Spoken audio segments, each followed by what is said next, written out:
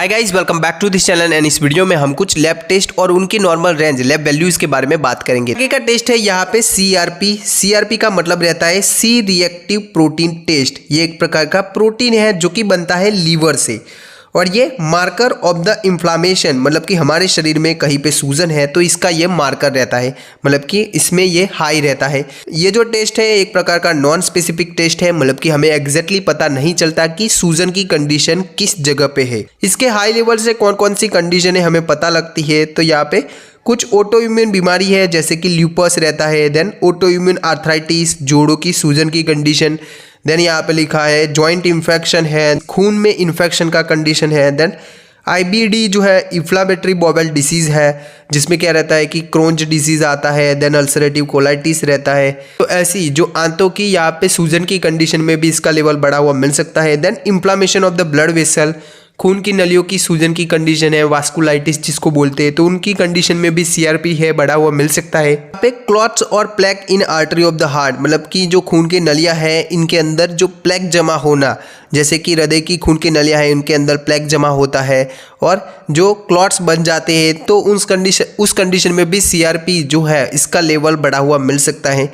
उसमें देखें तो HSCRP आता है, हाई सेंसिटिविटी जो CRP C reactive protein test आता है वो हार्ट रिस्क, मतलब कि जो कोरोनरी आर्टरीज है उनके अंदर यहाँ पे प्लेक जमा होना और इसकी वजह से उनका ब्लॉकेज रहना, उस कंडीशन में भी यहाँ पे HSCRP जो टेस्ट है वो करवाते हैं।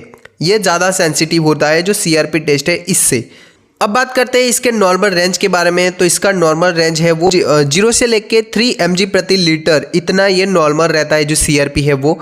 और जो HSCRP रहता है, हाई सेंसिटिविटी सीआरपी टेस्ट रहता है, इसका देखें तो जो कार्डियोवास्कुलर रिस्क है 1 mg प्रति लीटर ये लो है, मतलब कि ये इतना है तो रिस्क कम है। देन एवरेज देखें तो 1 से लेके 3 mg प्रति लीटर ये एवरेज रिस्क को दर्शाता है जो कार्डियोवास्कुलर है उसका, और 3 mg प्रति लीटर इतना है तो ये हाई रिस्क को दर्शाता है जो HSCRP है ये। आगे का टेस्ट है यहाँ पे ESR, इरिथ्रोसाइट सेडिमेंशन रेट। ओके, तो ये क्या रहता है इरिथ्रोसाइट सेडिमेंशन रेट, मतलब क्या, तो इरिथ्रो मतलब कि जो आरबीसी रहते हैं, खून की लाल कणें रहती है वो, और सेडिमेंशन रेट मतलब कि तलिए के नीचे बैठने का जो रेट है, मतलब कि कितने दर पे ये बैठते हैं। जो टेस्ट ट्यूब रहता है उनमें ऐसे जो खून लेते हैं, यहाँ पे आप देख सकते हो ऐसे टेस्ट ट्यूब रहते हैं और उनके अंदर ऐसे खून लेते हैं, और जो नीचे बैठने, तलिए के नीचे बैठने का जो दर रहता है इसको बोलते हैं इरिथ्रोसाइट सेडिमेंशन रेट। यहाँ पे आप देख सकते हो ऐसे। यहाँ पे कुछ कंडीशन है जैसे कि इन्फ्लामेशन की कंडीशन है, इन्फेक्शन का कंडीशन है। तो इसमें क्या रहता है कि जो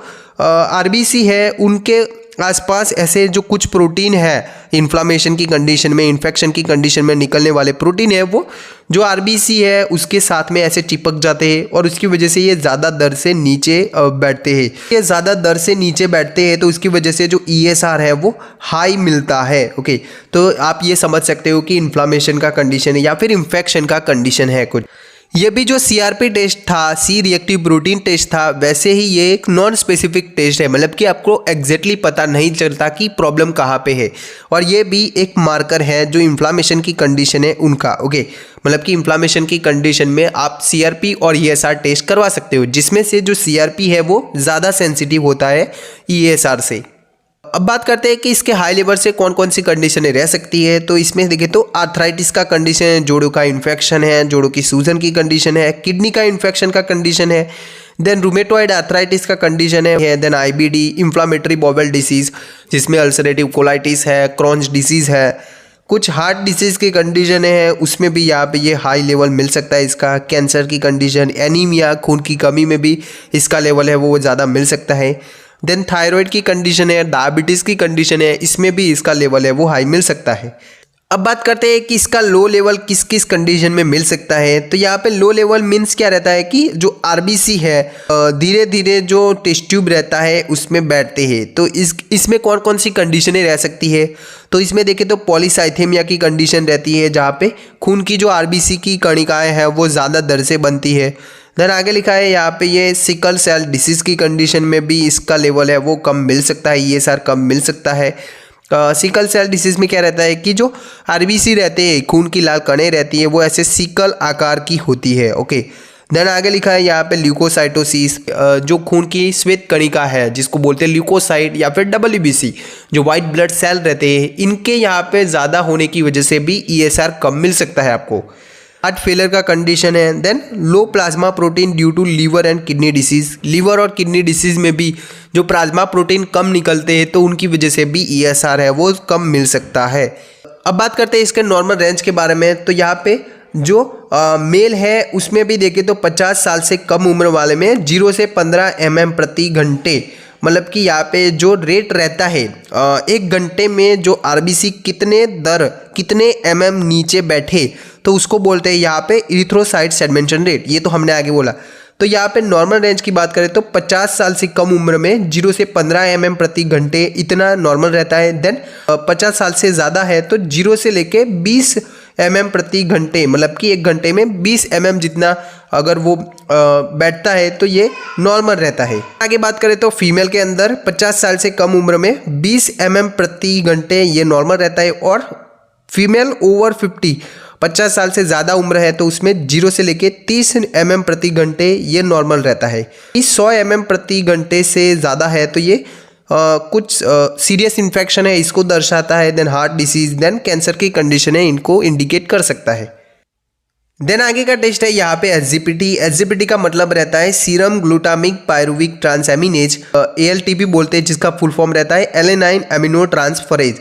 तो ये एक प्रकार का एंजाइम रहता है। एंजाइम मतलब कि एक प्रकार का प्रोटीन ही है जो कि निकलता है हमारे लीवर से। ओके, तो इसके हाई लेवल से कौन कौन सी कंडीशन है देखने को मिल सकती है। तो यहाँ पे ये लीवर से रिलेटेड जो कंडीशन है इसमें हाई मिल सकता है, जैसे कि लीवर डैमेज की कंडीशन है, फैटी लीवर है, या फिर हिपेटोटॉक्सिक ड्रग अगर आपने लिया है। कुछ दवाइयाँ रहती है जो कि जो लीवर है इसके ऊपर अफेक्ट करती है, तो उस कंडीशन में इसका लेवल हाई मिल सकता है। Then non cancerous tumour of the liver, जो कैंसर वाली गांठ रहती है वो नहीं, लेकिन बिनाइन ट्यूमर रहता है तो उस कंडीशन में भी इसका लेवल बढ़ा हुआ मिल सकता है। देन लीवर की कैंसर में भी इसका लेवल बढ़ा हुआ मिल सकता है। आगे बात करें तो अल्कोहलिक लीवर डिसीज, ज़्यादा अल्कोहल सेवन की वजह से भी लीवर का डैमेज रहता है तो उस कंडीशन में भी SGPT का लेवल है वो बढ़ा हुआ मिल सकता है। देन आगे की कंडीशन है यहाँ पे हिमेटोक्रोमेटोसिस। हिमेटोक्रोमेटोसिस में क्या रहता है कि जो लीवर है हमारा उसके अंदर लोहा एक्यूमुलेट होना, आयरन एक्यूमुलेट होना। देन मोनोन्यूक्लियोसिस एक प्रकार का इन्फेक्शन का डिजीज़ है जिसको बोलते हैं किसिंग डिसीज़, तो इसमें भी यहाँ पे इसका जो लेवल है वो हाई मिल सकता है। देन सीरोसिस का कंडीशन है जिसमें क्या रहता है कि स्कारिंग ऑफ लीवर, लीवर की जो नॉर्मल टिश्यूज़ रहती है वो डैमेज होती है और उसके अंदर ऐसे स्कार बन जाते हैं या फिर स्कारिंग बन जाना। देन जो कोले जो वर्ड है वो बाइल से रिलेटेड है, पित्त से रिलेटेड है। तो कोलेस्टेसिस में क्या रहता है कि पित्त का जो वहन मार्ग है उसमें कहीं पे रुकावट है, तो उस कंडीशन में भी SGPT का लेवल बढ़ा हुआ मिल सकता है। अब बात करते हैं इसके नॉर्मल रेंज के बारे में। तो 7 to 56 यूनिट प्रति लीटर, तो ये यहाँ पे इतना नॉर्मल रेंज रहता है इसका। वैसे ही एक और टेस्ट आता है जो SGOT है वो, जिसका मतलब रहता है यहाँ पे सीरम ग्लूटामिक ऑक्सलो एसिटिक ट्रांसएमिनेज। इसको ASTP बोलते हैं, एस्पार्टेट एमिनो ट्रांसफरेज। तो ये भी एक प्रकार का एंजाइम है जो कि लीवर और दूसरे ऑर्गन से निकलता है। तो इसके हाई लेवल में भी यहाँ पे जो लीवर में कुछ प्रॉब्लम है वो दर्शाता है, जैसे कि हमने आगे बोला कि कॉमनली जो हमारे लीवर डिसीज़ के कंडीशन है, मतलब कि लीवर डिसीज़ या लीवर डैमेज, लीवर में कुछ भी प्रॉब्लम रहेगा तो ये दोनों एंजाइम है वो खून में बढ़े हुए मिलते हैं। जैसे कि हेपेटाइटिस का कंडीशन है, लीवर की सूजन की कंडीशन है। देन लीवर का डैमेज होना कुछ दवाइयों की वजह से, जिसमें हमने बोला कि हिपेटोटॉक्सिक ड्रग्स कुछ आती है वो उनकी वजह से भी इसका लेवल हाई मिल सकता है। Then blockage in a blood flow to the liver and other liver diseases, मतलब कि लीवर को अच्छे से खून नहीं मिल रहा तो उस कंडीशन में भी यहाँ पे इसका लेवल है वो हाई मिल सकता है। इसके नॉर्मल रेंज की बात करें तो 5 to 40 यूनिट प्रति लीटर ये नॉर्मल रहता है। देन आगे का टेस्ट है यहाँ पे डी डाइमर टेस्ट। तो जो डी डाइमर है ये क्या रहता है, तो डी डाइमर है वो एक प्रकार का प्रोटीन है जो कि बनता है यहाँ पे जो ब्लड क्लॉट्स है उनका डिजोल्व होने के बाद, जो ये ब्लड क्लॉट्स रहते हैं वो डिजोल्व होने के बाद जो प्रोटीन बनता है उसको बोलते हैं डी डाइमर। ओके, तो ये कौन कौन सी कंडीशन में इसका जो लेवल है वो हाई मिल सकता है, तो इसका लेवल हाई ब्लड क्लॉट्स की कंडीशन है उनमें मिलता है। जैसे कि यहाँ पे लिखा है डीप वेन थ्रोम्बोसिस, जहाँ पे क्या रहता है कि जो पैर है लोअर लिम्ब है तो उसमें जो डीप इनसाइड जो खून की नलियाँ रहती है, वेन्स रहती है, तो उनके अंदर जो क्लॉट्स बन जाता है जिसको बोलते हैं डीप वेन थ्रोम्बोसिस, तो उस कंडीशन में इसका लेवल हाई मिल सकता है। देन पल्मोनरी एम्बोलिज्म, जहाँ पे क्या रहता है कि जो फेफड़े हैं हमारे, उनकी जो खून की नलियाँ है उनके अंदर क्लॉट्स बन जाना। देन आगे का कंडीशन है यहाँ पे DIC, डिसेमिनेटेड इंट्रावास्कुलर कोagulation, जहाँ पे क्या रहता है कि हमारी जो खून की नलियाँ हैं हमारे शरीर में कहीं पे भी खून की नलियों में ऐसे खून के थक्के बन जाना, तो उस कंडीशन को बोलते हैं डिसेमिनेटेड इंट्रावास्कुलर कोagulation। तो उस कंडीशन में भी डी डाइमर का लेवल है वो बढ़ा हुआ मिल सकता है। आगे बात करें तो स्ट्रोक का कंडीशन है, जहाँ पे क्या रहता है कि जो हमारा दिमाग है उसको खून न मिलना। यहाँ पे आगे लिखा है कि you can also get a high result for a reason other than a clot such as infection, liver disease and some cancer. कुछ कैंसर की कंडीशन है, कुछ लिवर डिजीज, कुछ इन्फेक्शन की कंडीशन में भी इसका लेवल हाई मिल सकता है, जो क्लॉट्स की कंडीशन है उनके बिना भी। अब बात करते हैं इसके नॉर्मल रेंज के बारे में, तो 500 नैनोग्राम प्रति ml से कम है तो ये इसका नॉर्मल रेंज रहता है। यहाँ पे लेबोरेटरी टू लेबोरेटरी अलग अलग मिल सकता है। देन आगे का टेस्ट है यहाँ पे HbA1c टेस्ट, जिसको बोलते हैं यहाँ पे ग्लाइकेटेड हीमोग्लोबिन। तो ये क्या मेजर करता है, तो यहाँ पे ये जो HB रहता है हमारा हीमोग्लोबिन रहता है, उसके साथ में जो ग्लूकोज है इसका मॉलिक्यूल ऐसे मिल जाता है, तो इसको बोलते हैं HbA1c या फिर ग्लाइकेटेड हीमोग्लोबिन। तो इसका लेवल हम 2 से लेके 3 महीने का ब्लड शुगर है, खून की शर्करा बढ़ना, ओके, डायबिटीज़ का कंडीशन है, उसको देखने के लिए HbA1c टेस्ट है वो करवाते हैं। 2 से 3 मंथ का ही क्यों दर्शाता है एवरेज ब्लड शुगर है वो, उससे ज़्यादा क्यों नहीं।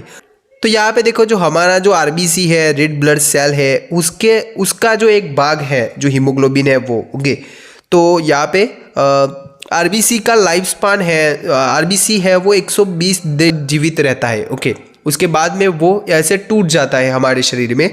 तो यहाँ पे देखो इसी वजह से मतलब कि RBC का भाग है HB, तो HB के साथ में जो ग्लूकोज जुड़ा है तो वो एवरेज 2 से 3 महीने का ही हमें जो ब्लड शुगर लेवल है वो दर्शाता है।